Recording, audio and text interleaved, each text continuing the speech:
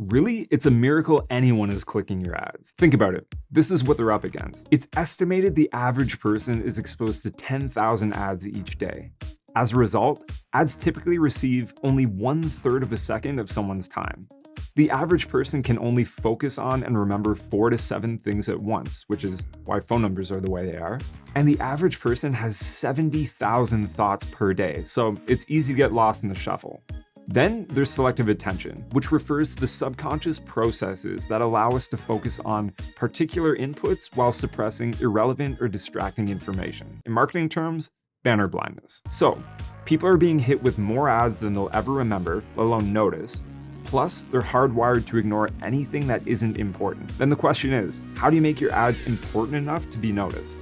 First, let's define importance. According to Harvard professor Gerald Zaltman, 95% of our decision-making is subconscious and revolves around survival. No, that doesn't mean that you bought the newest iPhone because you'd die without it. Humans are social creatures. For centuries, we've relied on group cooperation and community to survive. You bought the newest iPhone for a lot of reasons, one of them being that 57% of global consumers also bought the newest iPhone. We go where the group goes. But how are you supposed to tap into that survival instinct with your ads? How can you appeal to this need for community subconsciously, all within 1/3 of a second? By using faces. So put on your lab coat and buckle up, because I'm about to run through the science of why faces have always and will always work in advertising.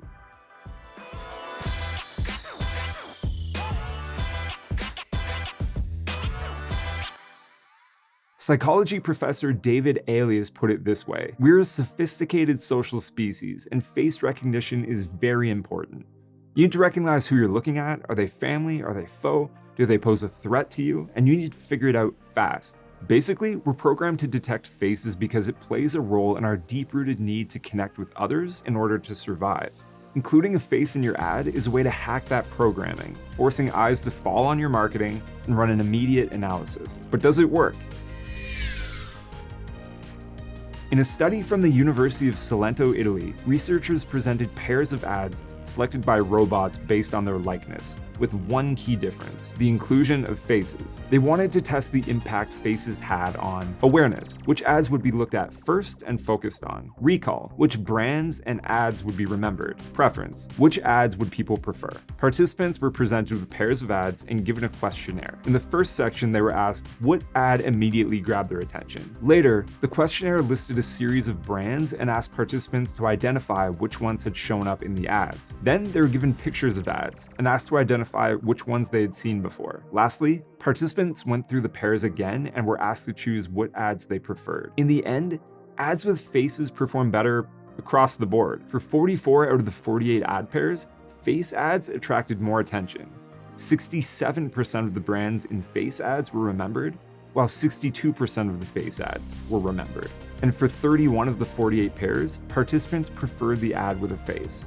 But there's a twist. Researchers then conducted the exact same study, comparing ads without faces to ads with things that looked like faces, and the results held up. We're not just programmed to detect faces, we're programmed to detect anything that might be a face. Researching this blog, I looked at a ton of different eye-tracking heat maps used to indicate what people spend time looking at. This example from Porsche stuck out because no one seems to really care about the car, or really the ad in general. With the study results for face-like imagery, it got me thinking, would Porsche's ad be more successful if they slightly rotated the car so you could see the headlights and the grille, which might resemble a face enough to attract attention? These web banners seem to answer my question. Look at how focused people are on the faces of these cars compared to the Porsche. So what does this mean? Faces and things that look like faces can be used to hack our subconscious and get by the defenses we have in place to ignore things like advertising, all while increasing attention, awareness, and recall. But where should your faces be looking? Psychologists at the University of Sussex answered this question in a study where they tracked the gaze of participants looking at 2 ads with faces. In one ad, the face looked back at the viewer, while in the other one, the gaze was directed at a product or something else in the ad. Looking at both ads, researchers used heat mapping technology to track the eyes of participants, and results showed that when the model's gaze was directed at the product, participants didn't just look at the product more, they were more engaged with the ad as a whole. So, what does this mean? Faces don't just grab attention. You can dictate where the eye goes from there. As the study reads, this demonstrated the focus of someone's attention can be manipulated by the gaze cues by models in advertising. The study out of Italy had another twist. Researchers found the positive impact of faces steadily declined after participants were given longer exposures to their ads. This proves two things. The impact of faces works at a subconscious level, and the longer someone has to look at an ad, the more time their conscious brain has to catch up and take over. That means the window to hack your audience's subconscious is quick to close. You should grab attention and be deliberate in what you do with it. For example, check out the heat map from this Intel ad. As a viewer, your eye goes directly to the man's face. Wisely, Intel then drops its logo in the exact same spot in the next shot. The face catches your eye, catering to your subconscious push for community, priming you for recall and all that other good stuff. Then Intel seizes the moment by showing you the logo. They get in and they get out, leaving their brand tattooed on your brain without you even knowing what happened. So, how can you follow Intel and use faces to your advantage in advertising? Step 1, use faces in your ads, your social posts,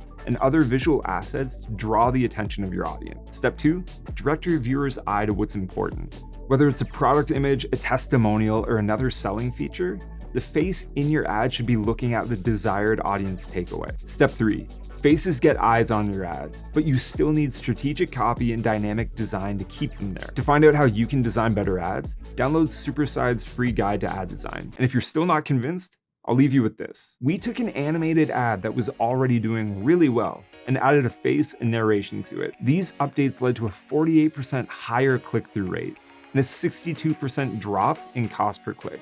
That means more clicks at a lower cost. If your team is lacking the time and resources to face the fact that your ads aren't performing up to their potential, Superside can help. We can lead the charge in designing assets for a brand new campaign. We'll pair your business with a team of expert ad designers who won't just deliver quality ads, but they'll deliver them fast and hassle-free. To find out more, visit superside.com. And if you liked the video, give it a like and subscribe to our channel. Thanks for watching.